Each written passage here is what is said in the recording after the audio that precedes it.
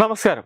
സൗമ്യ വധക്കേസ് പ്രതി ഗോവിന്ദചാമിയെ അതീവ സുരക്ഷ ഏർപ്പെടുത്തിയ വിയൂർ സെൻട്രൽ ജയിലിലേക്കാണ് മാറ്റിയിട്ടുള്ളത്.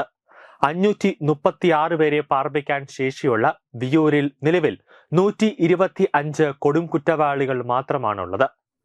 ഇവിടെയുള്ള ഏകാന്ത സെല്ലിലേക്കാണ് ഗോവിന്ദചാമി എത്തുക. 4.2 മീറ്ററാണ് സെല്ലിന്റെ ഉയരം. ഫാനും കട്ടിലും CCTV ക്യാമറകളുമെല്ലാം സജ്ജമായി കഴിഞ്ഞു.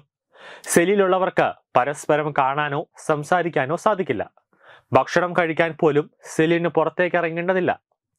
6 മീറ്റർ ഉയരത്തിൽ 700 മീറ്റർ ചുറ്റളവിലാണ് വിയൂർ സെൻട്രൽ ജയിലിന്റെ മതിൽ നിർമ്മിച്ചിട്ടുള്ളത്.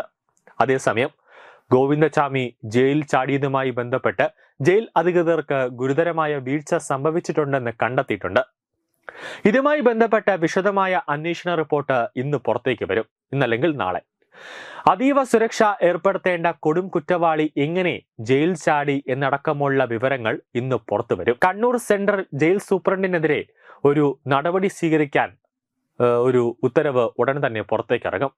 ജയിൽ വാർഡർമാർ മുഴുവൻ സമയവും ഫോണിലായിരുന്നുവെന്നും തടവുകാരെ നിരീക്ഷിക്കുന്നതിലടക്കം ഗുരുതരമായ വീഴ്ച പറ്റിയെന്നും റിപ്പോർട്ടുണ്ട്.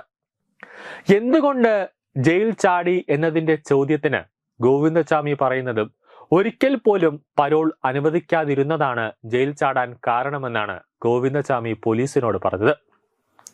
15 വർഷമായി ജയിലിൽ കിടക്കുകയാണെന്നും താൻ ബലാത്സംഗം മാത്രമാണ് ചെയ്തതെന്നും പ്രതി പോലീസിനോട് പറയുന്നുണ്ട്. രാത്രി 1:30 സെല്ലിന്റെ പുറത്തേക്ക് കടന്നു. മതിൽ ചാടിക്കടക്കാൻ 4:30 വരെയും കാത്തുനിന്നു. അതുവരെയും ജയിലിൽ ഒളിച്ചിരിക്കുകയായിരുന്നു. കണ്ണൂർ സെൻട്രൽ ജയിലിന്റെ ആദ്യ 2 മതിലുകൾ ചാടിക്കഴിഞ്ഞ് ഏറ്റവും പുറത്തെ കുറ്റൻ മതിൽ കണ്ടതും തിരിച്ച് ജയിലിലേക്ക് പോയാലോ എന്ന് പോലും ചിന്തിച്ചുവെന്നും ഗോവിന്ദചാമി മൊഴി നൽകി. ജയിൽ ചാടിയാൽ 6 മാസത്തെ തടവ് മാത്രമേ ലഭിക്കുകയുള്ളൂ എന്നും സഹതടവുകാരന്റെ നിർദ്ദേശത്തിലാണ് മുന്നോട്ട് പോയത്. 3 മാസത്തോളം സമയമെടുത്താണ് സെല്ല് മുറിച്ചത്.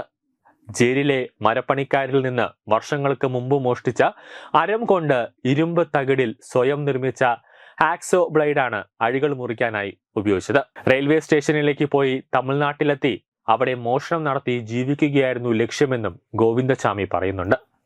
പുറത്തിറങ്ങിയ ഉടൻ പുറത്തു കണ്ട ഓട്ടോക്കാരനോട് സ്റ്റേഷനിലേക്കുള്ള വഴി ചോദിച്ചു. ആ വഴിയെ പോയപ്പോൾ തെറ്റിപ്പോയെന്നും അതോടെ ചായക്കടക്കാരനോട് റെയിൽവേ സ്റ്റേഷനിലേക്കുള്ള വഴി ചോദിച്ചു.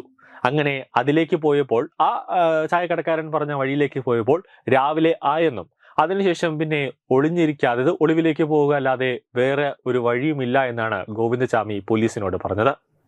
ന്യൂസ് ഡെസ്ക് തത്വമൈ TV.